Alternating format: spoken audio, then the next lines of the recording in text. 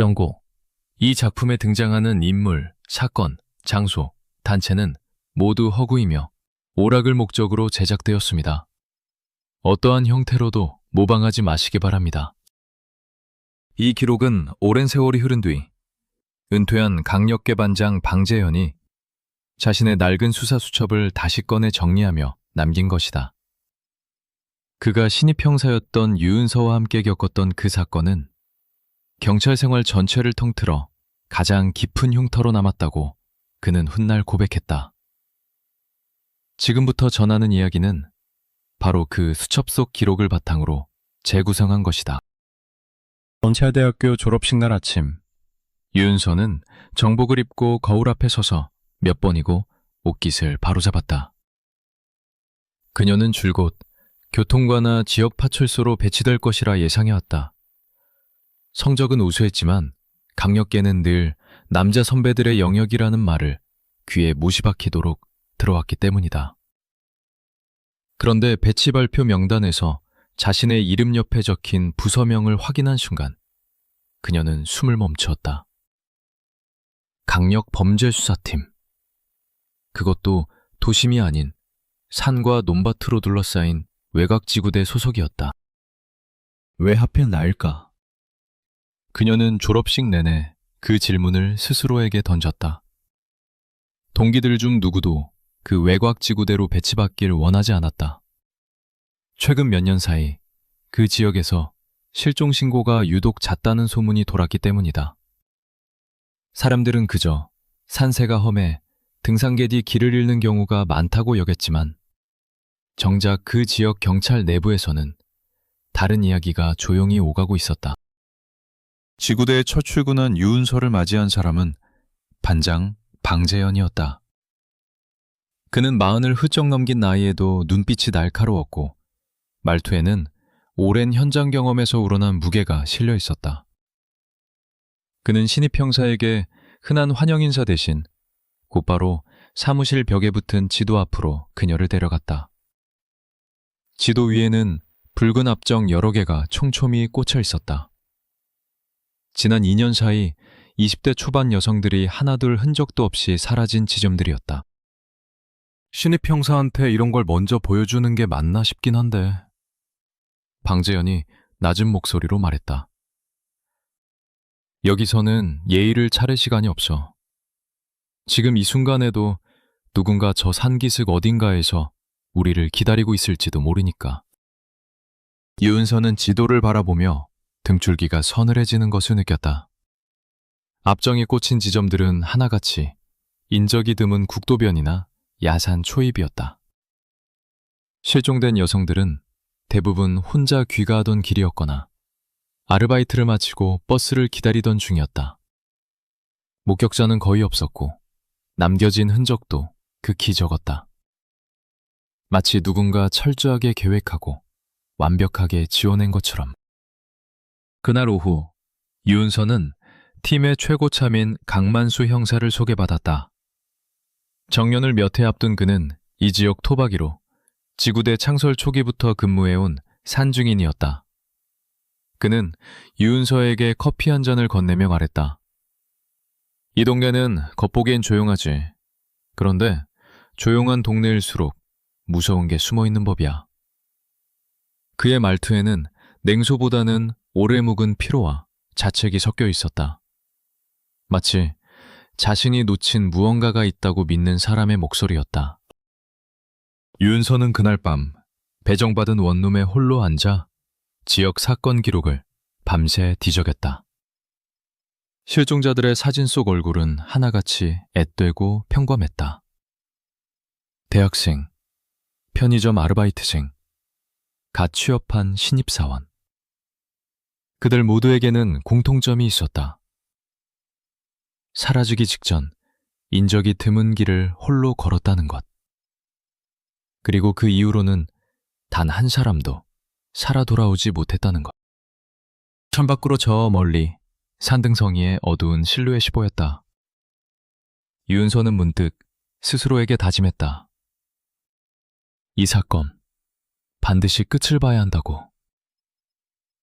자신이 강력계에 배치된 것이 우연이 아니라 어쩌면 이 어둠을 걷어내기 위한 시작이었을지도 모른다고. 강만수는 유은서를 데리고 지구대 뒤편 작은 자료실로 향했다.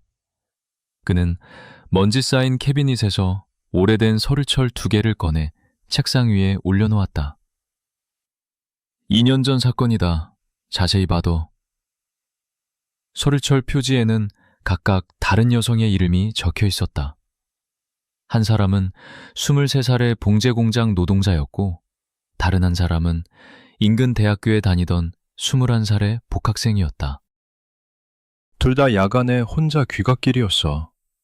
둘 다 흔적 하나 없이 사라졌지. 강만수는 사진 속 애뜬 얼굴들을 손끝으로 가만히 짚으며 말을 이었다. 그때도 우리는 등산객 실족이나 가출 가능성부터 의심했어. 유가족들이 몇 번이고 찾아와 하소연을 해도 물증이 없다는 이유로 수사는 흐지부지 됐지. 결국 미제 사건으로 남았고, 그의 목소리에는 여전히 지워지지 않은 죄책감이 짙게 배어 있었다. 유은서는 서류철 마지막 장에 적힌 담당 형사의 서명을 발견했다. 강만수, 본인의 이름이었다. 선배님이 담당하셨던 사건이었네요. 그녀가 조용히 말하자 강만수는 씁쓸하게 고개를 끄덕였다. 그래서 이번 사건에 유독 매달리는 거야.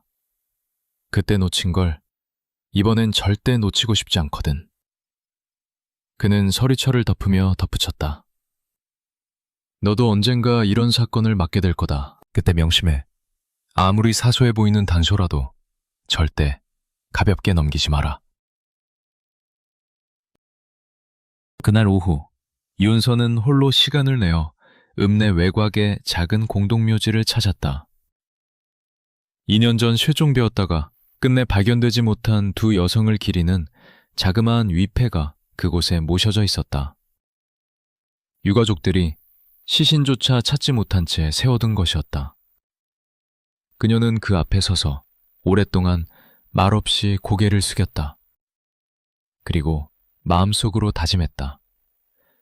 이번만큼은 반드시 진실을 끝까지 밝혀내겠다고. 유은서가 부임한 지 채 열흘도 지나지 않아 새로운 실종 신고가 접수되었다. 실종자는 한소진이라는 이름의 젊은 여성으로 읍내 편의점에서 야간 근무를 마치고 귀가하던 길이었다. 동료 직원의 진술에 따르면 그녀는 여느 때처럼 자정 무렵 가게 문을 나섰고 늘 다니던 지름길인 논두렁 옆 좁은 농로를 따라 걸어갔다고 했다. 그러나 그녀는 끝내 집에 도착하지 못했다. 단지현은 곧바로 팀 전체를 소집했다. 그는 화이트보드에 한소진의 사진을 붙이고 그 옆에 지난 실종자들의 사진을 나란히 배열했다. 패텀을 봐라. 그가 말했다. 정부 심야, 전부 인적 드문길, 전부 혼자였다. 그리고 전부 20대 초반 여성이다. 우연이라고 하기엔 지나치게 반복적이야. 강만수가 낮은 한숨을 내쉬며 입을 열었다. 2년 전에도 똑같은 패턴으로 3명이 사라졌었지. 그때 우리가 손을 놓지만 않았어도. 그는 말끝을 흐렸다. 유은서는 그의 얼굴에 스치는 회한의 그림자를 놓치지 않았다. 그는 이 사건을 단순한 업무로 대하고 있지 않았다. 그에게는 갚지 못한 빚처럼 남아있는 사건이었다. 수사팀은 우선 한소진이 마지막으로 목격된 농로 일대를 이잡듯 훑기 시작했다. 유은서는 강만수와 함께 현장을 걸으며 주변 지형을 하나하나 눈에 담았다. 좁은 농로 양옆으로는 사람 키를 훌쩍 넘는 갈대숲이 우거져 있었고, 조금 더 들어가면 오래전에 버려진 것으로 보이는 낡은 농가 몇 채가 드문드문 흩어져 있었다. 이 근방에 사람이 사는 집이 몇 채나 되죠? 유은서가 물었다. 강만수는 지도를 펼치며 답했다. 많지 않아. 대부분 도시로 떠나고 빈집이 됐거나 새를 놓은 곳들이지. 근데 그것도 요즘은 뜸해. 젊은 사람들은 이런 외진 데서 살려고 안 하니까. 한소진의 부모는 눈물로 얼룩진 얼굴로 형사들을 맞았다. 어머니는 딸이 얼마나 성실하고 착한 아이였는지, 얼마나 어렵게 야간 아르바이트를 구해 스스로 학비를 벌고 있었는지를 떨리는 목소리로 되풀이했다. 아버지는 아무 말 없이 딸의 방문 앞에 서서 문고리만 만지작거렸다. 유은서는 그 모습을 바라보며 이 사건이 단순한 통계 속 숫자가 아니라 한 가족의 삶 전체를 무너뜨리는 일이라는 사실을 새삼 절감했다. 편의점 사장은 한소진이 최근 몇 주 사이 유독 피곤한 기색을 보였다고 증언했다. 누가 자꾸 쳐다보는 것 같다고 그런 말을 몇 번 하긴 했어요. 근데 요즘 세상이 워낙 흉흉하니까 그러려니 했죠. 유은서는 그 말을 수첩에 꼼꼼히 받아 적으며 피해자가 이미 무의식 중에 위협을 감지하고 있었을지도 모른다는 생각에 마음이 무거워졌다. 그녀는 인근 상점 주인들을 한 사람씩 찾아가 최근 낯선 차량이나 인물을 본 적이 있는지 물었지만 대부분은 고개를 저을 뿐이었다. 바로 그때 유은서의 눈에 농로 끝자락 배수로 옆에서 무언가 반짝이는 것이 들어왔다. 그녀는 조심스레 다가가 장갑을 낀 손으로 그것을 집어들었다. 작은 머리핀이었다. 흔한 디자인이었지만 표면에 옅은 얼룩이 묻어 있었다. 그녀는 즉시 감식반에 연락해 증거물 수거를 요청했다. 강만수는 배수로 옆 시멘트 벽면을 유심히 살피다가 미간을 좁혔다. 벽 아래쪽 흙바닥과 맞닿은 부분에 희끄무레하게 변색된 흔적이 남아있었다. 마치 오래전에 어떤 강한 액체가 흘러내린 자국 같았다. 이거 감식반한테 성분 분석 맡겨야겠는데. 그가 중얼거렸다. 그 순간에는 그도, 이윤서도 그 얼룩이 무엇을 의미하는지 정확히 알지 못했다. 하지만 훗날 돌이켜보면 그 작은 변색 자국이야말로 이 사건 전체를 꿰뚫는 첫 번째 실마리였다. 한소진의 신변을 조사하던 중 수사팀은 그녀에게 최근까지 교제하다 헤어진 남자친구가 있었다는 사실을 알게 되었다. 이름은 서동혁으로 헤어진 이후에도 그녀의 직장 근처를 서성이는 모습이 여러 차례 목격되었다는 동료들의 증언이 나왔다. 방재현은 곧바로 그를 참고인 신분으로 소환했다. 서동혁은 추조실에서 잔뜩 위축된 채 자신은 아무 관련이 없다고 항변했다. 저는 그냥 아직 미련이 남아서 몇 번 찾아갔던 것뿐이에요. 그날 밤에는 저 아예 서울에 있었어요. 친구들이랑 다 같이 술 마셨다고요. 그는 자신의 휴대전화 위치 기록과 함께 술자리에 있었다는 친구 서너 명의 연락처를 제시했다. 유은서는 그의 알리바이를 하나하나 확인하는 작업을 맡았다. 통신사 기지국 기록과 친구들의 진술이 모두 일치했다. 사건 발생 추정 시각, 서동혁은 실제로 100km 넘게 떨어진 도시에 있었다. 그는 완전히 용의선상에서 배제되었다. 괜히 시간만 버렸네요. 유은서가 한숨을 내쉬며 말하자 강만수는 고개를 저었다. 아니야, 하나씩 지워나가는 것도 수사야. 헛다리를 짚었다는 것도 결국 진실에 한 걸음 다가간 거다. 그 사이 한소진의 실종 소식은 지역 언론을 타고 조금씩 퍼져나가고 있었다. 한 지역 신문 기자가 지구대를 찾아와 수사 진행 상황을 캐물었다. 지난 2년 사이 비슷한 사건은 몇 건이나 더 있다는 소문이 있던데 사실입니까? 방재현은 신중하게 답변을 아꼈지만 기자의 눈빛에서 이미 상당 부분을 파악하고 있다는 것을 직감했다. 사건이 세상에 알려지는 것은 시간 문제였다. 그는 팀원들에게 더욱 서두를 것을 당부했다. 여론이 들끓기 전에 우리 손으로 먼저 실마리를 잡아야 한다. 감식반의 분석 결과가 나오기까지는 며칠이 걸렸다. 결과를 받아든 방재현의 얼굴이 눈에 띄게 굳었다. 배수로 벽면의 변색 흔적은 강산성 물질, 그 중에서도 질산과 염산을 특정 비율로 섞은 이른바 왕수, 즉 강한 부식성을 지닌 혼합산에 의한 것으로 추정된다는 소견이었다. 일반 가정이나 농가에서는 종처럼 쓰일 일이 없는 물질이었다. 왕수라니. 강만수가 낮게 되뇌었다. 2년 전 사건 현장에서도 비슷한 성분이 검출된 적이 있어. 그때는 단순히 농약 처리 과정에서 흘러나온 걸로 결론 짓고 넘어갔었는데 그의 목소리에는 스스로를 향한 질책이 묻어 있었다. 유은서는 그 순간 이 사건이 단발적인 실종이 아니라 오랫동안 반복되어 온 어떤 끔찍한 패턴의 연장선일지도 모른다는 예감에 사로잡혔다.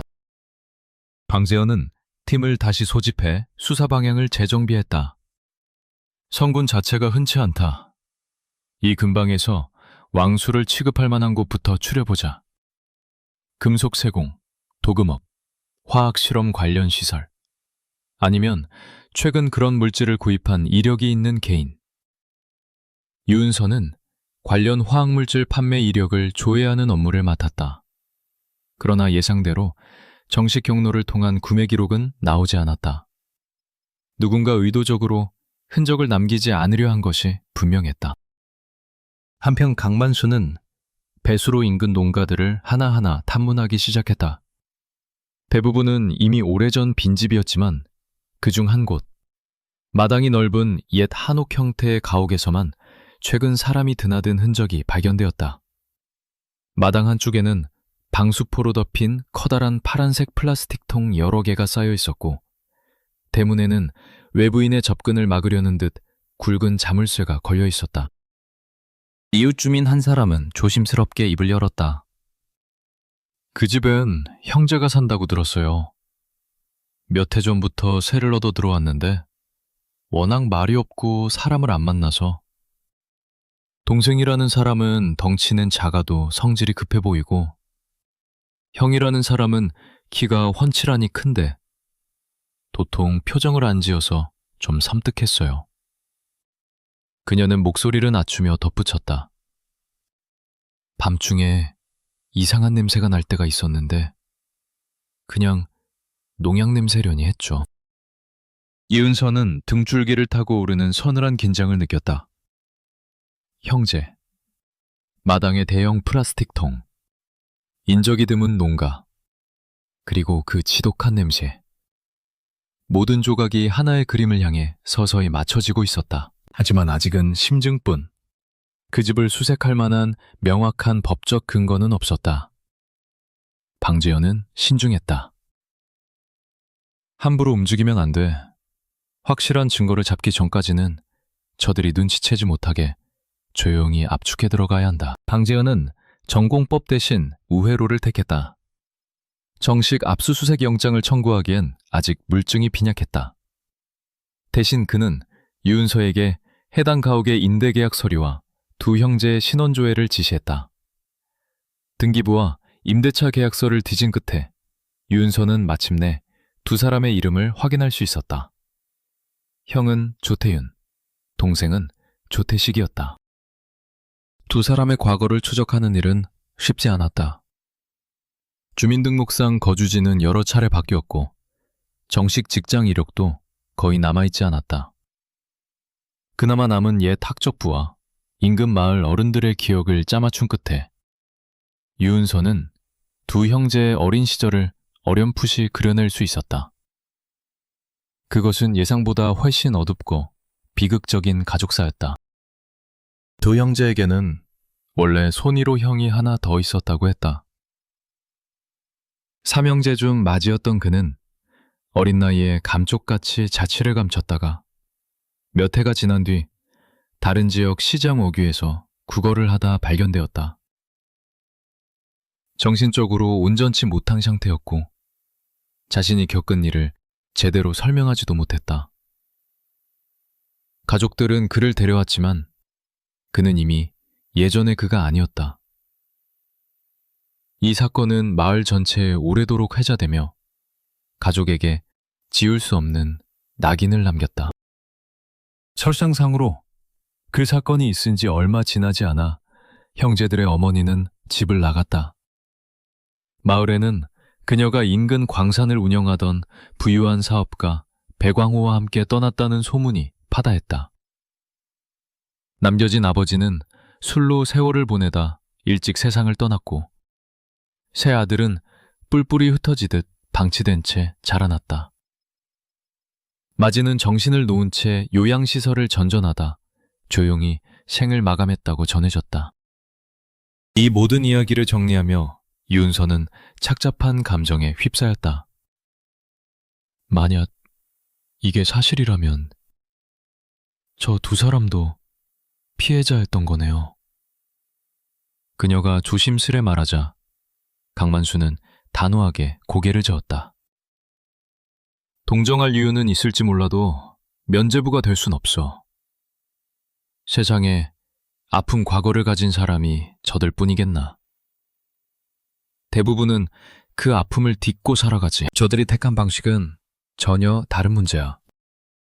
이윤서는 옛 마을 어르신 한 분을 어렵게 찾아내 당시 이야기를 좀 더 들을 수 있었다. 그는 세 형제가 어릴 적 자주 함께 뛰놀던 모습을 기억하고 있었다. 마지가 없어졌을 때 온 동네가 며칠을 뒤집어졌었지. 근데 몇 해 만에 시장에서 발견됐다는 소식을 들었을 땐 다들 반가워하기보단 겁부터 냈어. 그 아이 눈빛이 예전이랑 완전히 달라져 있었거든. 그는 잠시 말이 멈췄다가 덧붙였다. 그 뒤로 그 집 형제들이 서로 말도 잘 안 섰고 부쩍 어두워졌던 게 기억나. 이윤서는 그 증언을 들으며 착잡한 마음을 감추기 어려웠다. 어린 시절 겪은 상실과 배신이 한 가정을 어떻게 서서히 무너뜨렸는지, 그리고 그 무너짐이 어떻게 또 다른 이들에게 씻을 수 없는 상처로 이어졌는지를 생각하면 마음 한구석이 무거워졌다. 그러나 그녀는 이내 스스로를 다잡았다. 지금 이 순간에도 어딘가에서 도움을 기다리고 있을지 모를 피해자들을 떠올리며 동정과 수사는 별개의 문제라는 사실을 되새겼다. 방재현은 두 사람의 성향 차이에 주목했다. 형인 조태유는 어릴 때부터 유독 결벽증에 가까울 만큼 정리정돈에 집착했다는 증언이 많다. 반면 동생 조태식은 충동적이고 다혈질이었다고. 이 성향 차이가 범행 방식에도 그대로 드러날 가능성이 크다. 그는 팀원들에게 당부했다.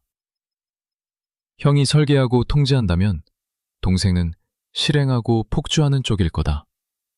둘 중 어느 쪽이 더 위험할지 아직은 속단하지 마라. 이윤서는 조씨 삼형제의 과거를 더 깊이 파헤치기 위해 지역 도서관 향토 자료실을 찾아 수십 년치 지역신문 축세판을 뒤지기 시작했다. 먼지 쌓인 마이크로필름을 한 장 한 장 넘기던 끝에 그녀는 마침내 오래전 사회면 한 귀퉁이에 실린 짧은 기사를 발견했다. 제목은 실종 8회 만에 극적으로 발견된 8살 소년이었다. 기사에는 소년이 시장어귀에서 구걸을 하다가 지나가던 해인의 신고로 발견되었다는 내용이 짧게 실려 있었다. 몸에는 크고 작은 상처가 가득했고 정신적 충격이 상당해 보였다는 목격자의 증언도 함께 적혀 있었다. 사건의 전말은 끝내 명확히 밝혀지지 않은 채 기사는 가족의 품으로 돌아간 소년, 조속한 회복을 기원한다는 문장으로 짧게 마무리되어 있었다. 유은서는 곧이어 그로부터 1년이 채 지나지 않은 시점에 또 다른 기사 한 편을 찾아냈다. 이번에는 부고란 옆 아주 작은 지역 소식란이었다. 한때 마을의 화제였던 그 집, 결국 풍비박산. 기사는 세 아들을 둔 한 가정이 어머니의 가출과 아버지의 알코올 의존 끝에 사실상 해체 수순을 밟고 있다는 내용을 담담하게 전하고 있었다. 향토자료실 사서는 이윤서의 질문에 옛 기억을 더듬으며 말했다. 그 집 얘기는 동네에서 오랫동안 회자됐었죠. 큰아들이 돌아온 뒤로 도통 말을 안 했다고.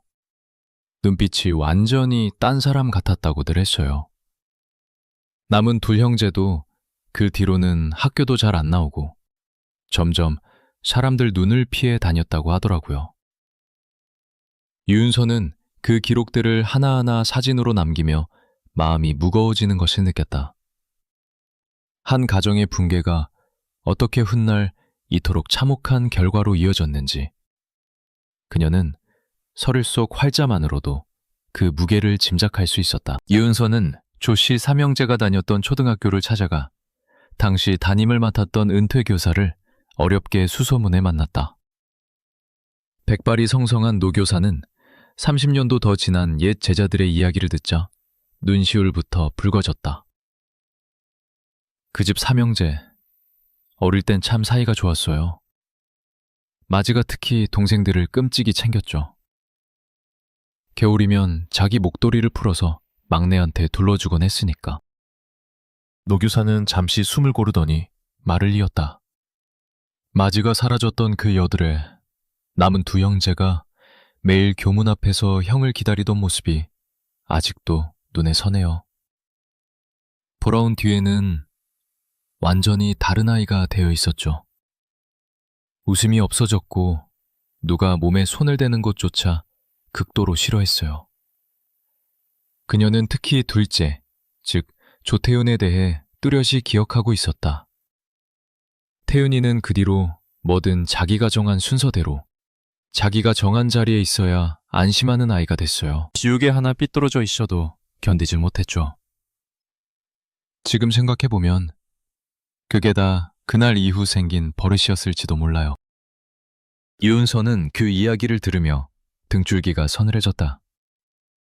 훗날 범행 현장에서 발견된 지나치게 정갈하게 정리된 서류철과 절차를 고집하던 조태윤의 성향이 어쩌면 그 어린 시절의 상처에서부터 이미 예고되어 있었던 것인지도 몰랐다. 노 교사는 마지막으로 이렇게 덧붙였다. 그때 누구 한 사람이라도 그 아이들 마음을 제대로 들여다봐 줬더라면 하는 생각을 지금도 떨칠 수가 없어요. 하지만 그게 지금 벌어진 일에 대한 변명이 될 순 없겠죠. 같은 시각 그 낡은 한옥마당 안쪽 창고에서는 또 다른 이야기가 조용히 진행되고 있었다. 이하은이라는 이름의 젊은 여성이 어두운 창고 바닥에 손과 발이 묶인 채 정신을 차렸다. 마지막 기억은 버스 정류장에서 누군가 뒤에서 다가와 입을 틀어막았던 순간뿐이었다. 그녀는 자신이 며칠 동안 정신을 잃었던 것인지조차 가늠할 수 없었다. 눈이 어둠에 익숙해지자 창고 구석에 쌓인 물건들이 서서히 눈에 들어왔다. 낡은 옷가지, 여러 개의 손가방, 그리고 벽면 한쪽에 남은 희미한 얼룩들. 그 얼룩에서는 코를 찌르는 듯한 자극적인 냄새가 희미하게 배어 있었다. 이하은은 본능적으로 깨달았다. 자신보다 앞서 이곳에 있었던 사람들이 있었다는 것을. 그리고 그들 중 누구도 이곳을 살아서 나가지 못했다는 것을. 문틈 사이로 두 남자의 목소리가 들려왔다. 한 사람은 낮고 차분한 목소리로 무언가를 지시하듯 말했고, 다른 한 사람은 신경질적으로 대꾸하며 발걸음을 쿵쿵 울렸다. 이하은은 숨을 죽인 채 귀를 기울였다. 차분한 목소리의 남자가 말했다. 서두르지 마. 서두르면 반드시 흔적이 남아. 지난번처럼 배고 싶지 않으면 순서를 지켜. 신경질적인 목소리가 투덜거리며 답했다. 형은 맨날 순서. 그러다 다 놓치면 어쩌려고. 형. 이하은은 그 단어를 놓치지 않았다. 두 사람은 형제였다. 그녀는 두려움 속에서도 머리를 굴리기 시작했다. 살아남으려면 감정에 휩쓸려서는 안 된다고 스스로를 다잡았다. 손목을 묶은 밧줄을 조심스레 움직여 보았지만 매듭은 단단했고 살갗이 쓸려 이내 피가 배어나왔다. 그때 그녀의 손끝에 작고 단단한 무언가가 닿았다. 창고 바닥 틈새에 떨어져 있던 머리핀이었다. 아마도 이전에 이곳을 거쳐간 누군가가 남긴 것이리라. 이하은은 그것을 조심스레 손에 쥐었다. 날카롭게 세운 핀문 끝이라면 시간은 오래 걸리더라도 밧줄의 섬유를 조금씩 끊어낼 수 있을 것 같았다. 그녀는 이를 악물고 결심했다. 이대로 죽을 수는 없다고. 반드시 여기서 살아나가 이 두 사람의 얼굴을 세상에 알리겠다고. 밤이 깊어지자 창고 안은 완전한 어둠에 잠겼다. 이하은은 벽에 등을 기댄 채 아무도 눈치채지 못하게 손목을 조금씩, 아주 조금씩 움직이기 시작했다. 핀끝이 밧줄의 섬유 한 가닥을 끊어내는 데만도 셀 수 없이 많은 시간이 걸렸다. 하지만 그녀는 멈추지 않았다. 바깥에서는 아직 아무도 그녀의 존재를 알지 못했다. 살아남는 길은 오직 스스로의 손끝에 달려 있었다. 시간이 얼마나 흘렀는지조차 가늠할 수 없는 어둠 속에서 이하은은 감각을 잃지 않으려 스스로와 끊임없이 대화를 나누었다. 그녀는 창고 구석에 쌓인 낡은 소지품들을 하나씩 눈으로 훑으며 그 물건의 주인이었을 이들의 얼굴을 상상해 보았다. 자신보다 먼저 이곳을 거쳐간 이들이 느꼈을 공포와 절망이 고스란히 전해지는 듯해 몇 번이나 숨이 턱 막혔다. 그러던 어느 날 조태식이 갑자기 창고 문을 벌컥 열고 들어왔다. 이하은은 재빨리 묶인 손목을 원래대로 겹쳐 감추었다. 그는 그녀 앞에 쪼그려 앉아 얼굴을 가까이 들이밀며 말했다. 너 손목 왜 이렇게 빨갛게 부어있어? 그의 눈빛이 매섭게 번뜩였다. 심장이 터질 듯 뛰었지만 그녀는 애써 태어난 척 눈을 내리깔며 답했다. 묻게 했으니까 당연히 이렇지 않겠어요? 그는 잠시 그녀를 노려보다가 대수롭지 않다는 듯 자리에서 일어나 밖으로 나갔다. 문이 닫히고서야 이하은은 참았던 숨을 몰아쉬었다. 손끝이 떨려 밧줄을 다시 손에 쥐기까지 한참이 걸렸다. 그녀는 스스로에게 되뇌었다. 서두르면 들킨다. 하지만 너무 늦어서도 안 된다. 그녀는 형제의 발소리와 목소리 패턴을 유심히 익혀두었다. 조태윤은 늘 일정한 시간에 서재에 머물렀고 조태식은 밤이 깊으면 밖으로 나가 담배를 태우는 습관이 있었다. 그녀는 그 짧은 틈새의 시간을 하루하루 계산하며 결정적인 순간을 기다리고 있었다. 밤이 되면 그녀는 손끝의 감각이 무뎌질 때까지 밧줄을 긁어냈다. 손톱 몇 개가 갈라지고 부러졌지만 통증조차 더 이상 크게 느껴지지 않았다. 오직 한 가지 생각만이 그녀를 지탱해 주었다. 살아서 나가야 한다는 것. 그리고 이곳에서 쓰러져간 모든 이들의 이름을 세상에 알려야 한다는 것.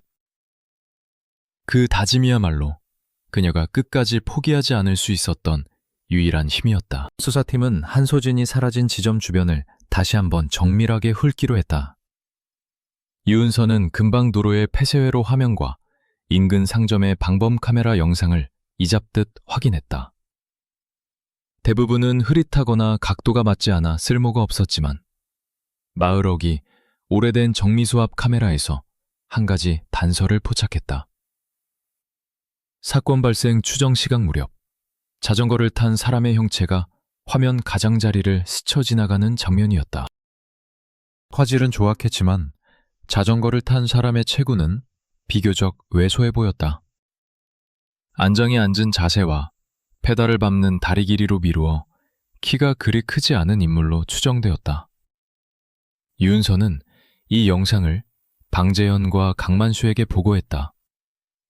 이 자전거, 조태식의 것일 가능성이 높지 않을까요? 형인 조태윤은 키가 훤칠하다고 들었는데 이 화면 속 인물은 체구가 작아 보여요. 강만수는 신중하게 고개를 끄덕이면서도 단서 하나로 속단하지 말자고 당부했다. 심증은 그럴듯한데 법정에서는 이런 정황만으로는 부족해. 저 자전거를 실물로 확보하고 전문가한테 분석을 맡기자. 안장 높이, 프레임 크기, 바퀴 규격까지 다 재보면 탑승자의 키를 상당히 정확하게 추정할 수 있을 거야. 며칠 뒤 수사팀은 정식 수색영장 없이도 확보할 수 있는 공용 도로변에서 문제의 자전거로 추정되는 물건을 발견했다. 오래된 창고 뒤편 배수로 옆 방치된 듯 세워져 있던 낡은 자전거였다. 감식반은 자전거의 안장 높이와 프레임 규격을 정밀하게 측정한 뒤 통계적으로 산출된 평균 체형 데이터와 대조했다. 결과는 명확했다. 이 자전거를 평소 편안하게 타려면 키가 상당히 작은 편에 속하는 사람이어야 했다. 적어도 조태윤처럼 훤칠한 체격의 인물이 일상적으로 사용했다고 보기는 어려웠다. 이게 결정적이네요. 유은서가 목소리를 높였다.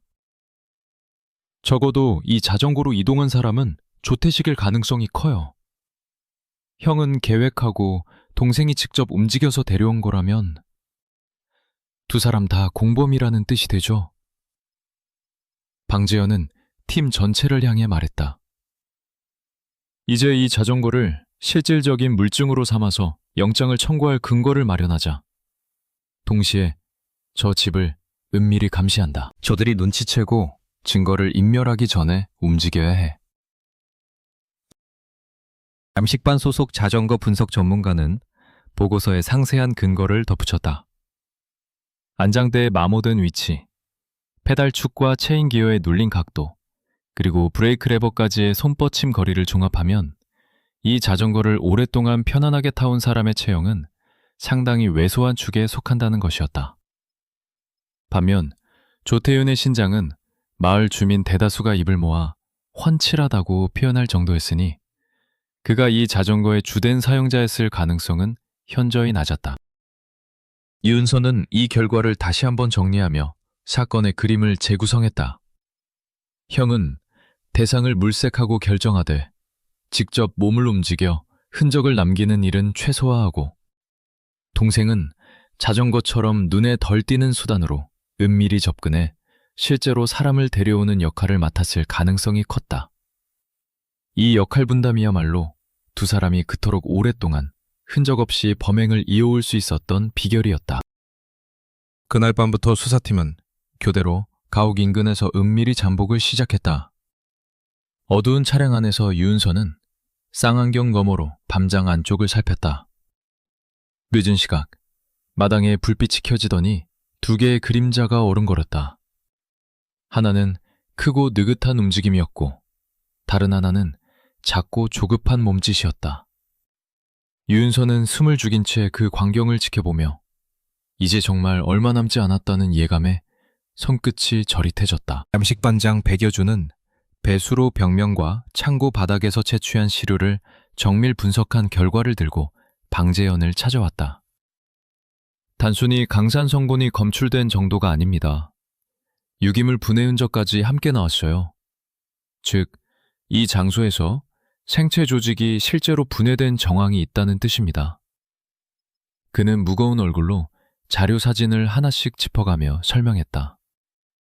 벽면 아래쪽 배수구 주변에는 육안으로는 잘 보이지 않는 미세한 골자국이 남아있었는데 이는 오랜 기간 반복적으로 동일한 처리 작업이 이루어졌음을 시사하는 흔적이었다. 유은서는 그 설명을 들으며 속이 메스꺼워지는 것을 애써 참았다. 그럼 최소 몇 명분의 흔적인지도 추정이 가능한가요? 백여준은 신중하게 답했다. 층위별로 남은 흔적을 볼 때 최소 3명 이상으로 추정됩니다. 다만 정확한 인원과 신원은 DNA 대조가 끝나야 확정할 수 있어요. 방재현은 그 수치를 들으며 주먹을 꽉 쥐었다. 지금까지 확인된 실종자 명단보다 훨씬 많은 수의 희생자가 존재했을 가능성이 제기된 것이다. 한편 수사팀은 인근 부동산 중개업소 여러 곳을 돌며 조씨 형제가 예전에 거주했던 다른 임대주택이 있는지도 함께 조회했다. 놀랍게도 그들은 현재 한옥으로 이사 오기 전 다른 지역에서도 유사한 형태의 외딴 농가를 2차례나 임대했던 이력이 확인되었다. 그 지역들 역시 과거 미제로 남은 실종 사건이 있었는지 유은서는 곧바로 인근 경찰서에 협조 공문을 발송했다. 며칠 뒤 돌아온 회신은 모두를 경악하게 했다. 두 지역 모두에서 시기는 다르지만 유사한 연령대 여성의 미제 실종 사건이 각각 한 건씩 존재했던 것이다. 방재현은 지도 위에 새로운 압정을 추가로 꽂으며 낮게 읊조렸다. 이 두 사람, 우리가 생각했던 것보다 훨씬 오랫동안, 훨씬 넓은 지역에서 움직여왔던 거야. 결국 우려했던 일이 현실이 되었다. 지역신문에 이어 전국 단위 방송사까지 이 사건을 취재하기 시작한 것이다. 2년간 이어진 의문의 실종, 경찰은 무엇을 했나? 라는 자극적인 제목의 보도가 저녁 뉴스를 통해 전국에 송출되었다. 방송을 본 실종자 가족들이 일제히 지구대로 몰려와 항의했다. 2년 전 사건의 유가족 중 한 사람은 방재현의 멱살을 붙잡으며 절규했다. 그때 우리가 그렇게 사정했는데 왜 이제 와서야 움직이는 겁니까? 서장은 방재현을 따로 불러 강하게 질책했다. 여론이 심상치 않아. 위에서도 계속 진행 상황을 묻는다. 확실한 증거 없이는 움직이지 말라고 했지만 이제는 상황이 다르다. 빠른 시일 내에 뭔가 보여줘야 해. 방재현은 그 압박이 정당한 것임을 알면서도 조급함이 오히려 수사를 그르칠 수 있다는 우려를 떨치지 못했다. 유은서는 그 모든 소란 속에서도 흔들리지 않으려 했었다. 그녀는 방재현에게 조심스레 말했다. 여론에 떠밀려서 서두르다가 증거를 놓치면 결국 저 두 사람을 풀어주는 꼴이 될 수도 있어요. 조금만 더 버텨야 해요. 방재현은 그녀의 말에 고개를 끄덕이면서도 창밖으로 몰려든 취재진의 카메라 플래시를 바라보며 무거운 한숨을 내쉬었다. 강만수는 그 와중에도 담담하게 자신의 몫에 집중했다. 언론이 뭐라 하든 유가족이 뭐라 하든 우리가 할 일은 하나야. 흔들리지 않고 증거를 모으는 것. 그는 유은서의 어깨를 툭 치며 덧붙였다. 여론의 압박을 핑계 삼아 서두르다 실패한 수사를 나는 이미 한번 겪어봤다. 두 번 다시 그런 실수는 하지 않을 거야. 그의 눈빛에는 이번만큼은 절대 물러서지 않겠다는 결연함이 서려 있었다. 잠복 사흘째 되던 밤, 유은서는 하마터면 정체를 들킬 뻔한 아찔한 순간을 맞았다. 조태식으로 추정되는 인물이 갑자기 대문을 박차고 나와 골목 어귀까지 성큼성큼 걸어 나온 것이다. 그는 담배에 불을 붙이며 주변을 매섭게 둘러보았다. 유은서는 차 안에서 숨소리조차 죽인 채 몸을 낮췄다. 그가 향한 방향은 하필 그녀가 숨어있는 차량 쪽이었다. 몇 걸음 앞까지 다가온 그가 걸음을 멈추고 허공을 향해 담배 연기를 길게 내뿜었다. 어둠 속에서도 유은서는 그의 눈빛이 예사롭지 않다는 것을 느낄 수 있었다. 신경질적으로 실룩이는 턱과 초조하게 흔들리는 시선. 그는 무언가에 쫓기는 사람처럼 보였다. 다행히도 그는 별다른 낌새를 채지 못한 채 발길을 돌려 다시 대문 안으로 사라졌다. 유은서는 그제야 참았던 숨을 길게 내쉬었다. 다음 날 아침, 방지현은 검찰과 협의를 거쳐 마침내 정식 압수수색 영장을 발부받았다는 소식을 전했다. 확보한 자전거 분석 결과와 배수로 벽면의 강산성 물질 검출 소견, 그리고 두 형제의 수상한 행적을 종합한 정황 증거가 판사를 설득하는 데 결정적이었다. 오늘 밤 최종 작전회의를 하고 내일 새벽 진입한다. 방재현이 단호하게 말했다. 저들이 눈치채기 전에 최대한 신속하고 조용하게 움직여야 한다. 그러나 강만수는 걱정스러운 얼굴로 반박했다. 너무 늦어지면 위험해질 수 있어. 저 안에 지금 누군가 갇혀 있다면 시간이 곧 생명일 수도 있다는 걸 명심해야 해. 방재현도 그 점을 모르지 않았다. 하지만 무작정 서둘렀다가 증거를 인멸당하거나 최악의 경우 인질극으로 번질 위험도 배제할 수 없었다. 그는 결국 절충안을 택했다. 예정보다 이른 새벽, 동이 트기 직전 시간대에 기습적으로 진입하기로 한 것이다. 유은서는 그날 밤 좀처럼 잠을 이루지 못했다. 지도 위 붉은 압정들이 자꾸만 눈앞에 아른거렸다. 사라져간 이들의 얼굴, 그리고 아직 이름조차 확인되지 않은, 어쩌면 지금 이 순간에도 살아 숨쉬고 있을지 모를 또 다른 피해자의 존재. 그녀는 창밖으로 밝아오기 시작한 여명을 바라보며 마음을 다잡았다. 내일 새벽이면 이 길고 어두운 사건의 실마리가 마침내 드러날 것이었다. 바로 그 무렵 창고 안에서는 이하은의 조용한 사투가 마침내 결실을 맺으려 하고 있었다. 며칠에 걸쳐 손끝이 갈라지고 피가 배어나오도록 밧줄을 긁어낸 끝에 마침내 마지막 섬유 가닥이 툭 하고 끊어졌다. 손목이 자유로워지는 순간 그녀는 벅차오르는 감정을 애써 억누르며 곧바로 발목의 매듭으로 손을 뻗었다. 바깥에서는 형제의 목소리가 들려왔다. 이번에는 평소보다 다급한 기색이었다. 요 며칠 동네에 낯선 차가 자꾸 보인다니까. 조태식의 목소리였다. 조태윤이 차분히 그를 다독였다. 예민하게 굴지 마. 확인된 것도 없이 서두르면 오히려 눈에 띄어. 그러나 그 차분한 목소리 안에도 평소와는 다른 미세한 균열이 느껴졌다. 이하은은 그 대화를 들으며 직감했다. 지금이 아니면 다시는 기회가 없을지도 모른다고.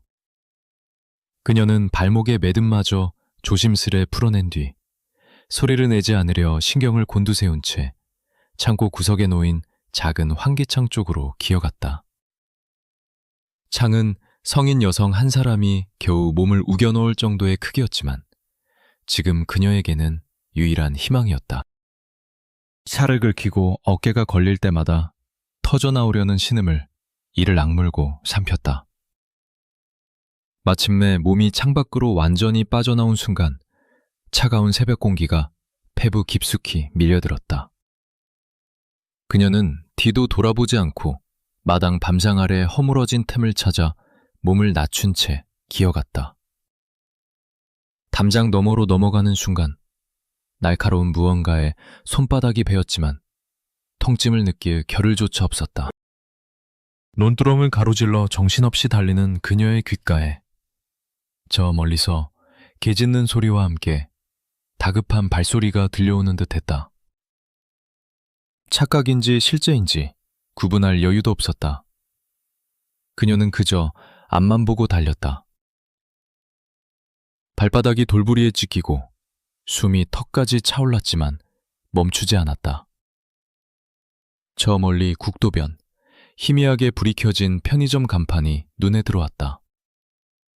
그녀는 마지막 힘을 쥐어짜내며 그 불빛을 향해 비틀비틀 달려갔다. 편의점 안에서 야간 근무를 서던 직원은 새벽녘 문을 열고 비틀거리며 들어선 여성을 보고 소스라치게 놀랐다.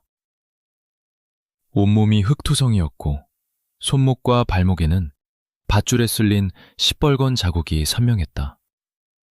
여성은 제대로 말을 잇지 못한 채 그저 살려주세요, 도와주세요 만을 반복했다. 직원은 곧바로 경찰에 신고했다. 새벽 5시를 조금 넘긴 시각, 방재현의 휴대전화가 요란하게 울렸다. 관할 지구대로부터 걸려온 다급한 전화였다. 인근 편의점에 신원 미상의 여성이 실종 상태로 감금되어 있다가 탈출했다고 신고했다는 내용이었다. 방재현은 자리에서 벌떡 일어나 팀 전체를 향해 소리쳤다. 계획 변경이다. 지금 당장 움직인다. 유은서와 강만수를 비롯한 팀원들은 서둘러 장비를 챙기고 차량에 올랐다. 편의점에 도착한 유은서는 담요를 두른 채 떨고 있는 이하은을 발견했다. 그녀의 눈빛에는 극도의 공포와 함께 살아남았다는 사실에 대한 안도가 뒤섞여 있었다. 유은서는 최대한 침착한 목소리로 그녀를 안심시키며 물었다. 지금 어디서 나오신 건가요? 저희가 도와드릴게요. 이하은은 떨리는 손으로 방향을 가리켰다.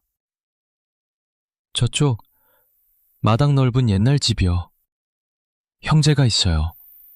그 사람들이... 그녀는 끝내 말을 잇지 못하고 흐느끼기 시작했다. 윤서는 그녀의 손을 꼭 잡아주며 나머지는 나중에 천천히 듣겠다고 말했다. 지금 무엇보다 중요한 것은 저 안에 아직 남아있을지 모를 또 다른 흔적과 증거를 확보하는 일이었다. 전재현은 곧바로 무전으로 전 병력에 지시를 내렸다. 생존자가 확보됐다. 용의자들이 이 사실을 알아채기 전에 즉각 진입한다. 절대 시간을 끌지 마라. 경찰 차량들이 사이렌을 끈 채 어둠이 채 가시지 않은 새벽길을 질주하기 시작했다. 유은서는 조수석에 앉아 두 주먹을 꽉 쥐었다. 오랜 시간 이어져 온 이 어두운 사건의 마지막 장이 이제 막 시작되려 하고 있었다. 경찰 차량 여러 대가 소리 없이 옛 한옥 앞 골목에 멈춰섰다. 방재현의 신호와 동시에 무장한 인원들이 담장을 넘고 배문을 강제로 열어젖혔다. 마당에 들어선 순간 코를 찌르는 자극적인 냄새가 훅 끼쳐왔다. 유은서는 순간적으로 숨을 참았다. 그것은 배수로에서 맡았던 냄새와 정확히 같은 종류의 냄새였다. 집안에서 인기척을 느낀 조태식은 황급히 뒷문을 박차고 튀어나가더니 곧장 담장 너머 논두렁 쪽으로 내달렸다. 대기하고 있던 형사들이 곧바로 그 뒤를 쫓았다. 반면 조태윤은 서재로 보이는 방 안에서 태연히 책상 앞에 앉아 있다가 발각되었다. 그는 놀란 기색조차 거의 드러내지 않은 채 그저 조용히 두 손을 들어 올렸다. 그 이질적일 만큼 차분한 태도가 오히려 유은서의 등골을 오싹하게 만들었다. 점식반은 곧바로 창고와 마당 곳곳을 정밀 수색하기 시작했다. 방수포로 덮여있던 대형 플라스틱 통 안에서는 강한 부식성 물질과 함께 차마 눈뜨고 보기 힘든 흔적들이 발견되었다. 창고 벽면과 바닥 곳곳에서도 동일한 성분의 강산 잔여물이 검출되었다. 이하은이 갇혀있던 자리 인근에서는 그녀 이전에 이곳을 거쳐간 것으로 추정되는 또 다른 개인 소지품들도 여럿 수습되었다. 강만수는 마당 한쪽에 세워진 낡은 자전거를 발견하고 걸음을 멈췄다. 감식반이 이미 분석해두었던 바로 그 자전거였다. 그는 착잡한 얼굴로 중얼거렸다. 결국 여기까지 왔구나. 2년 전에 진작 여기까지 왔어야 했는데. 유은서는 그의 어깨를 조용히 다독였다. 지금이라도 멈추게 했으니 그것만으로도 충분히 의미 있는 일이라고 그녀는 속으로 되뇌었다. 서재 책상 위에는 놀랍도록 정갈하게 정리된 서류철 여러 권이 꽂혀 있었다. 감식반이 조심스레 펼쳐본 그 안에는 날짜와 장소, 간단한 인상착의가 마치 업무일지처럼 빼곡히 적혀 있었다. 유은서는 그 정갈한 필체를 보며 소름이 돋았다. 그것은 광기 어린 범행 기록이라기보다 오히려 지나치게 냉정하고 체계적인 관리 대장에 가까웠다. 조태윤에게 있어 이 모든 일은 감정이 배제된, 철저히 통제된 절차였던 것이다. 한소진을 비롯해 그동안 실종되었던 다른 여성들의 흔적 역시 참고한 여러 정황 증거와 유류품을 통해 하나둘 확인되었다. 방재현은 무거운 얼굴로 현장을 둘러보며 말했다. 이제부터가 진짜 시작이다. 이 두 사람의 입에서 지금까지 우리가 확인하지 못한 모든 진실을 끌어내야 한다. 동이 완전히 밝아온 하늘 아래 오랫동안 이 마을을 짓눌러온 어둠의 한 자락이 마침내 걷히고 있었다. 뒷문으로 튀어나온 조태식은 예상보다 훨씬 빠르게 몸을 놀렸다. 그는 순식간에 담장을 넘어 뒤편 논두렁으로 뛰어들었다. 어스름이 채 가시지 않은 새벽, 지무투성이 논둑을 가로지르며 도주하는 그를 향해 형사 2명이 곧바로 뒤쫓았다. 유은서 역시 지체 없이 뒤를 따랐다. 발이 진에게 푹푹 빠지는 와중에도 조태식은 필사적으로 달아났다.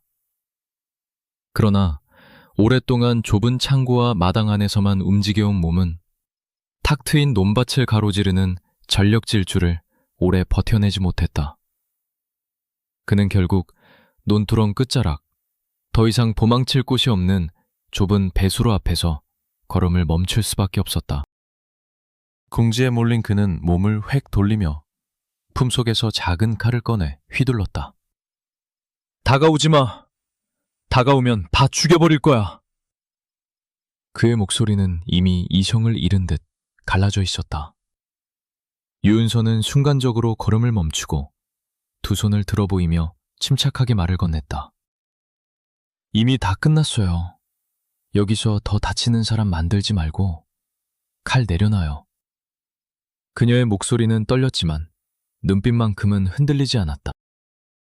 몇 초간의 팽팽한 침묵이 흐른 뒤 뒤따라온 형사 한 명이 결정적인 순간을 놓치지 않고 그의 팔을 낚아채며 제압에 성공했다. 칼이 진흙바닥으로 힘없이 떨어졌다. 조태식은 그대로 무릎을 꿇은 채 짐승처럼 울부짖었다. 유은서는 거칠어진 숨을 몰아쉬며 그 모습을 내려다보았다. 그토록 두려움의 대상이었던 존재가 이 순간만큼은 그저 궁지에 몰린 초라한 한 사람처럼 보였다. 국립과학수사연구원의 정밀 감정 결과가 도착하기까지는 다시 여러 날이 걸렸다. 방재현은 결과 보고서를 받아든 순간 잠시 숨을 고른 뒤에야 팀원들 앞에서 입을 열 수 있었다. 창고와 마당 곳곳에서 수습된 미세 유리품과 잔존 조직을 대조한 결과 지금까지 확인된 실종자 외에도 최소 2명의 신원 미상 여성이 추가로 확인되었다. 한 명은 인근 다른 지역에서 몇 해 전 가출 신고만 접수된 채 별다른 수사가 이루어지지 않았던 20살 여성이었다. 다른 한 명은 끝내 신원조차 특정하지 못한 채 DNA 데이터베이스에도 등록되어 있지 않은 무연고자로 남을 처지에 놓였다.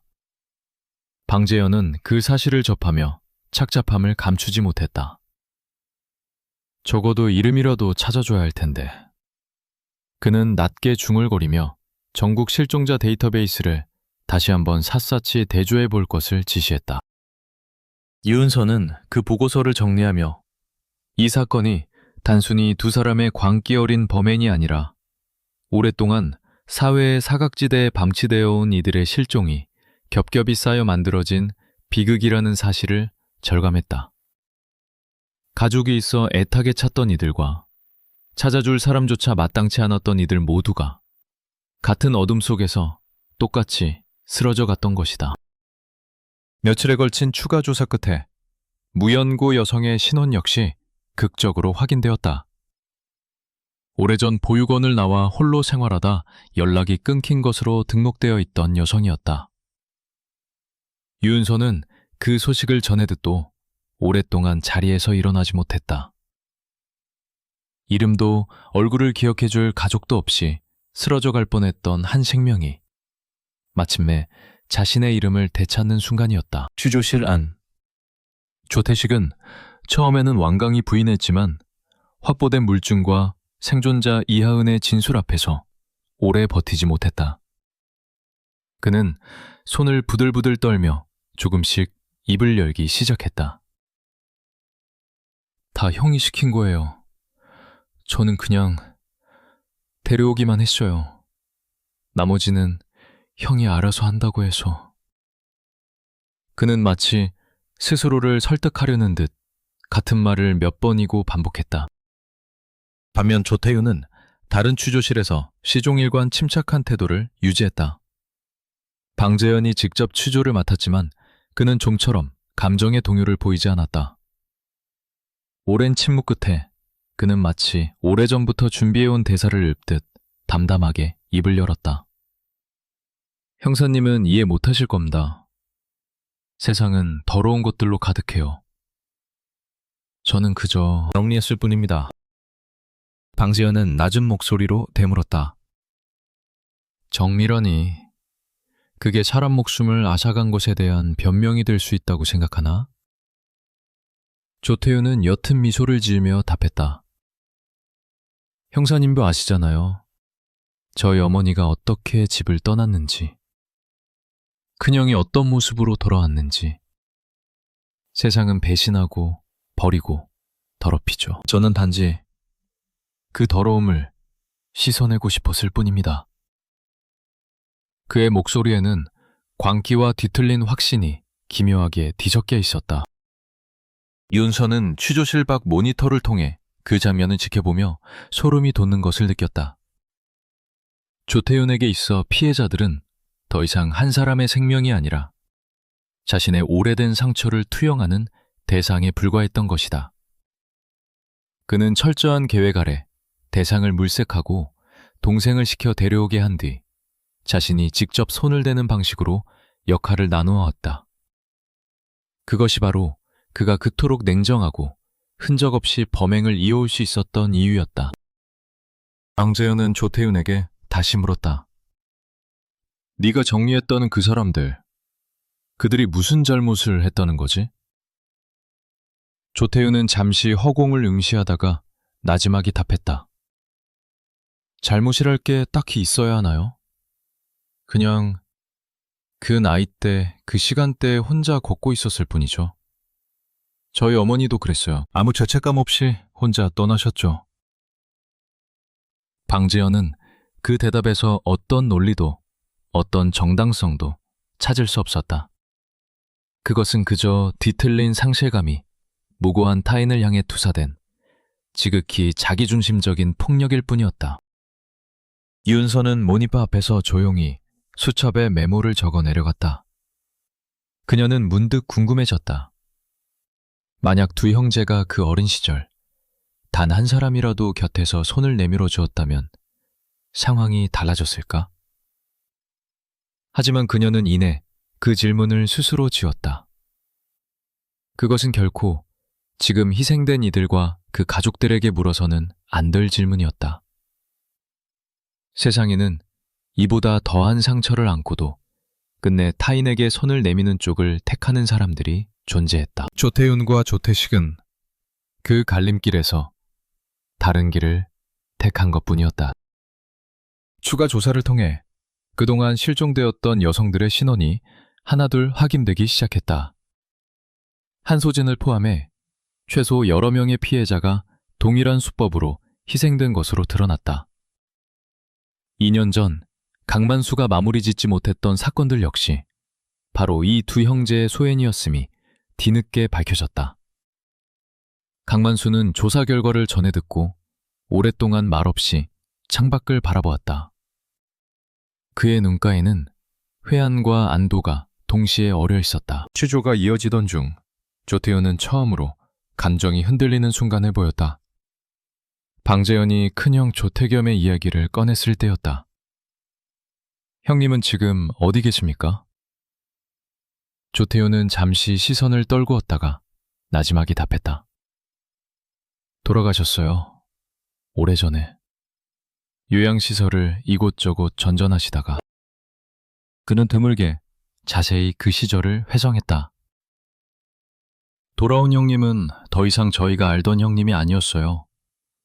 밤마다 비명을 지르며 깨어났고 누가 몸에 손만 대도 발작을 일으켰죠. 저희는 그런 형님을 어떻게 대해야 할지 몰랐어요. 어머니는 그런 형님을 볼 때마다 마치 죄 지은 사람처럼 눈을 피했고 결국 얼마 지나지 않아 집을 나가버리셨죠. 그의 목소리에는 옛 상처가 짙게 배어 있었지만 동시에 기묘할 만큼 절제된 냉정함도 공존하고 있었다. 형님이 세상을 뜨셨을 때 저는 아무 감정도 느끼지 못했어요. 그가 담담히 말을 이었다. 슬프지도 화가 나지도 않았죠. 다만 한 가지는 분명해졌어요. 이 세상은 원래 이렇게 잔인하고 더럽다는 것. 누군가는 그 더러움을 씻어내야 한다는 것. 방재현은 그 말을 들으며 낮은 목소리로 되물었다. 그래서 죄 없는 사람들을 죽이는 게 그 더러움을 씻어내는 방법이라고 생각했나? 조태현은 대답 대신 옅은 미소만을 지어 보였다. 윤서는 모니터 뒤에서 그 대화를 지켜보며 마음이 복잡해졌다. 큰형의 비극이 남긴 상처가 어떻게 둘째의 내면에서 이토록 뒤틀린 신념으로 자리 잡았는지, 그리고 그 신념이 어떻게 무고한 이들의 목숨을 앗아가는 명분으로 변질되었는지를 생각하면 마음이 무거워졌다. 하지만 그녀는 다시 한번 스스로에게 되뇌었다. 상처는 이유가 될 수 있어도 결코 면죄부가 될 수는 없다고. 두 형제의 신병이 확보된 뒤 방재현은 외부 범죄 심리 분석 전문가에게 자문을 요청했다. 오랫동안 강력범죄자들의 심리를 연구해온 프로파일러는 취조 영상을 몇 차례 반복해 살펴본 뒤 조태윤의 심리 상태에 대해 소견을 정리해왔다. 조태윤은 전형적인 조직화된 범죄자 유형에 가깝습니다. 프로파일러가 설명했다. 계획적이고 통제지향적이며 자신의 행위를 논리적으로 정당화하려는 경향이 강하죠. 어린 시절 겪은 상실과 배신이 그의 내면에서 더러움을 정리한다는 왜곡된 신념으로 굳어진 것으로 보입니다. 특히 대상을 선정하는 기준이 혼자 걷는 젊은 여성이라는 점에서 그가 무의식 중에 어머니에 대한 증오를 피해자들에게 투영했을 가능성이 큽니다.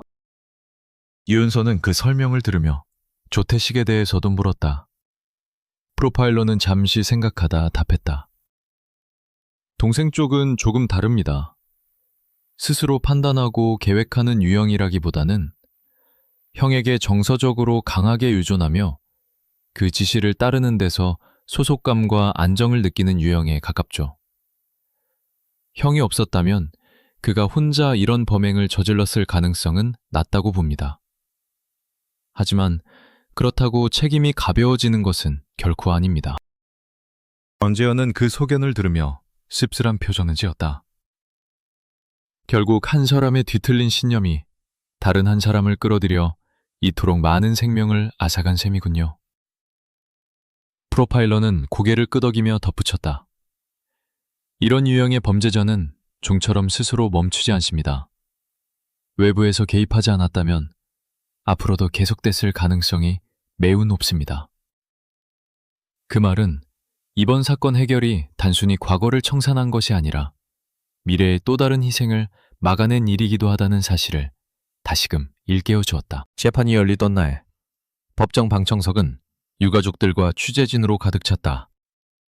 재판장은 피해자 유가족들에게 순서대로 진술의 기회를 주었다. 한소진의 어머니는 떨리는 목소리로 딸이 남기고 간 빈방 이야기를 꺼냈다. 그 아이 방은 아직도 그대로예요. 교복도 책상도 다 그대로 두었어요. 언젠가 돌아올 거라 믿었으니까요. 이제는 그 방을 정리할 용기조차 나지 않습니다. 법정 곳곳에서 흐느낌이 터져나왔다. 2년 전 사건의 유가족 역시 오랜 시간 참아온 말을 쏟아냈다. 저희는 2년을 기다렸습니다. 딸이 살아 돌아오길 바라며 매일 밤 문 앞에 불을 켜두었어요. 이제는 압니다. 다시는 돌아오지 못한다는 걸. 그래도 이제야 왜 그 아이가 돌아오지 못했는지는 알게 되었네요. 그녀는 말을 잇지 못하고 오열했다. 조태식은 그 진술들을 들으며 고개를 들지 못한 채 어깨를 들썩였다. 반면 조태윤은 시종일관 정면을 응시한 채 미동조차 하지 않았다. 재판장은 판결에 앞서 무겁게 말했다. 피고인들의 불우했던 성장 배경은 안타까운 사실이나 그것이 무고한 다수의 생명을 앗아간 행위를 정당화할 수는 없습니다. 오히려 이 법정은 상처를 안고도 끝내 타인을 해치지 않는 길을 선택하는 이들이 훨씬 더 많다는 사실을 함께 기억하고자 합니다. 선고가 내려지는 순간 법정 안은 무거운 정적에 휩싸였다. 이윤서는 방청석 한켠에 서서 그 모든 과정을 지켜보며 오랜 시간 이어져 온 이 사건이 비로소 하나의 매듭을 짓는 순간을 마음 깊이 새겼다. 완전한 위로는 될 수 없을지라도 적어도 진실은 남김없이 밝혀졌다는 사실이 유가족들에게 아주 작은 안식이 되어주기를 그녀는 조용히 기도했다. 모든 절차가 마무리되어 가던 어느 날, 강만수는 유은서를 자료실로 다시 불렀다. 그는 2년 전 사건 서류철 2개를 책상 위에 올려놓고 그 위에 종결이라는 도장을 조심스레 찍었다. 드디어 이 두 사람도 이름을 찾았다. 그의 목소리가 가늘게 떨렸다. 유은서는 그의 옆에 서서 오랫동안 마음속에 담아두었던 두 희생자의 얼굴을 다시 한번 바라보았다. 강만수는 서류철을 정리하며 담담히 말했다. 형사 생활하면서 가장 무서운 게 뭔지 아나? 사건이 아니라 잊히는 거다. 사람들 기억 속에서, 서류 더미 속에서 조용히 지워지는 거. 이번엔 그렇게 되지 않아서 다행이야. 그는 서류철을 캐비닛 깊숙한 곳이 아니라 눈에 잘 띄는 자리에 다시 꽂아 넣었다. 이제 여기 잘 보이는데 둘 거다. 후배들이 지나다니면서 한 번씩이라도 보라고. 이윤서는 그 모습을 지켜보며 문득 자신이 처음 이 지구대에 부임하던 날을 떠올렸다. 벽에 붙은 지도 위 붉은 압정들을 보며 느꼈던 서늘함이 이제는 다른 감정으로 바뀌어 있었다. 두려움이 아니라 반드시 지켜내겠다는 다짐으로. 그녀는 강만수에게 조용히 말했다. 선배님 덕분에 이 사건을 끝까지 놓지 않을 수 있었어요. 강만수는 옅은 미소를 지으며 그녀의 어깨를 다독였다. 아니야, 네가 끝까지 물고 늘어졌으니까 여기까지 온 거야.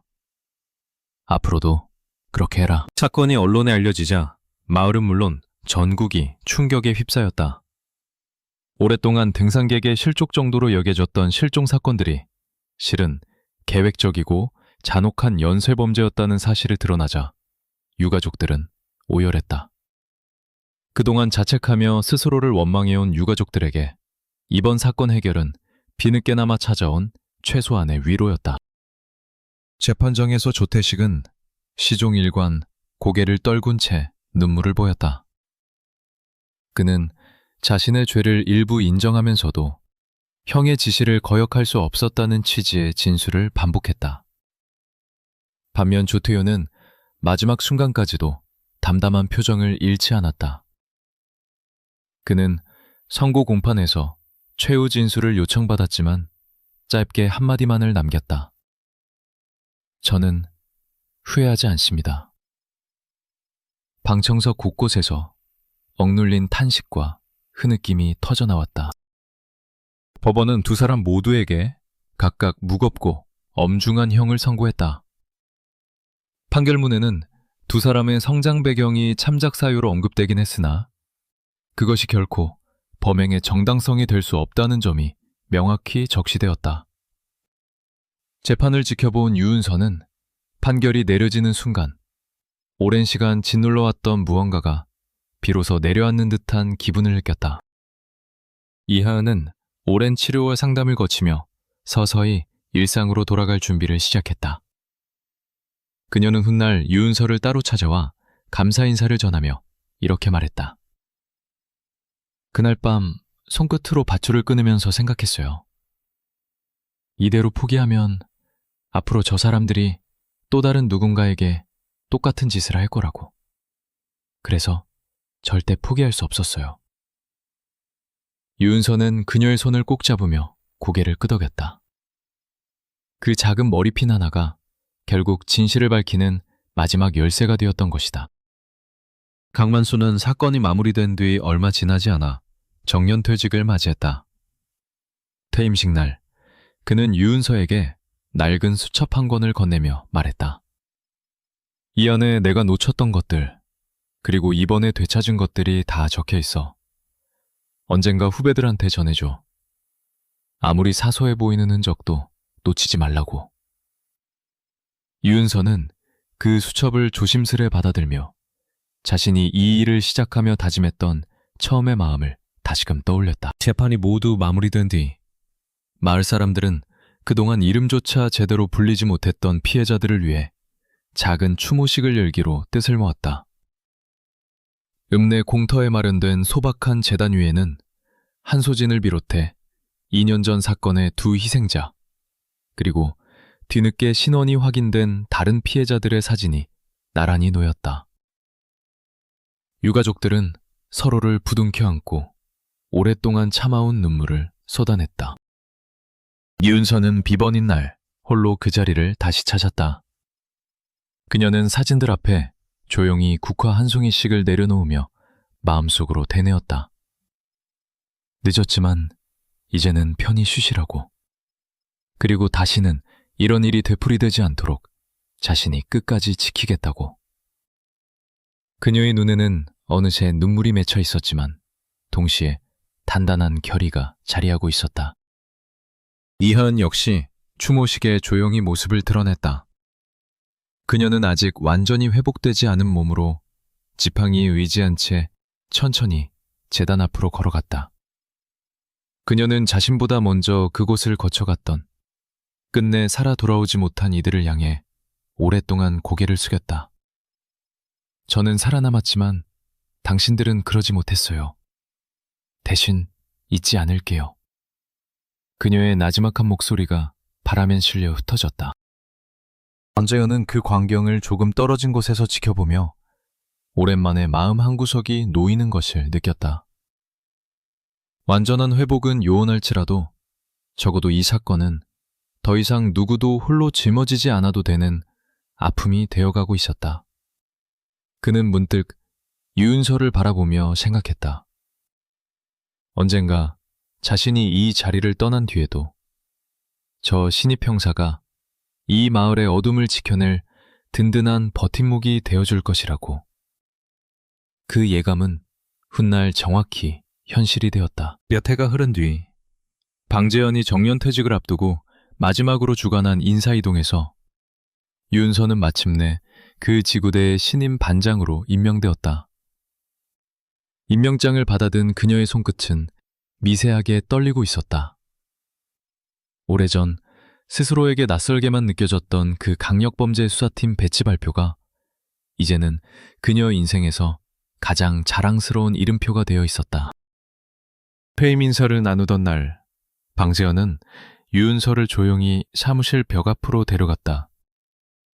그 벽에는 여전히 낡은 지도가 붙어 있었다. 다만 이제 그 위에는 예전처럼 붉은 압정이 아니라 오래전 사건이 종결되었음을 뜻하는 푸른 압정들이 대신 꽂혀 있었다. 이 지도 앞으로도 계속 지켜줘. 그가 말했다. 언젠가 또 다른 색깔의 압정을 꽂아야 할 일이 생기더라도 절대 물러서지 말고. 얼마 지나지 않아 이윤서는 갓 부임한 신입 형사 한 사람을 새로 맞이하게 되었다. 앳된 얼굴의 그 신입은 낯선 부서 배치 소식에 잔뜩 긴장한 기색이 역력했다. 유은서는 예전 강만수가 그러했듯 그를 곧장 벽면의 지도 앞으로 데려가 조용히 입을 열었다. 신입한테 이런 걸 먼저 보여주는 게 맞나 싶겠지만 여기서는 예의를 차릴 시간이 없어. 그녀의 목소리에는 예전 강만수와 방재현에게서 물려받은 무게가 고스란히 담겨 있었다. 그렇게 세월이 흘러도 그 지구대의 정신만큼은 한 세대에서 다음 세대로 조용히 그러나 분명하게 이어지고 있었다. 누군가는 사라진 이들의 이름을 끝까지 놓지 않았고 누군가는 그 다짐을 이어받아 또 다른 어둠을 밝히는 사람이 되었다. 그것이야말로 이 오래된 사건이 남긴 가장 값진 유산이었다. 세월이 흘러 방재현 역시 오랜 경찰 생활을 마무리하고 퇴직했다. 그는 은퇴 후에도 종종 그때의 사건을 떠올렸다.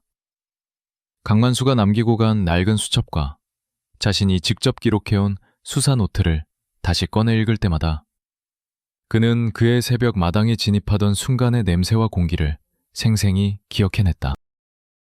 그는 이 기록을 정리하며 스스로에게 묻곤 했다. 조태윤과 조태식, 그 두 형제 역시 한때는 아무 죄 없는 어린아이였다. 가정의 붕괴와 씻을 수 없는 상처가 그들을 어떤 방향으로 몰아갔는지 방재현은 오랫동안 고민했다. 하지만 그는 이내에 고개를 저었다.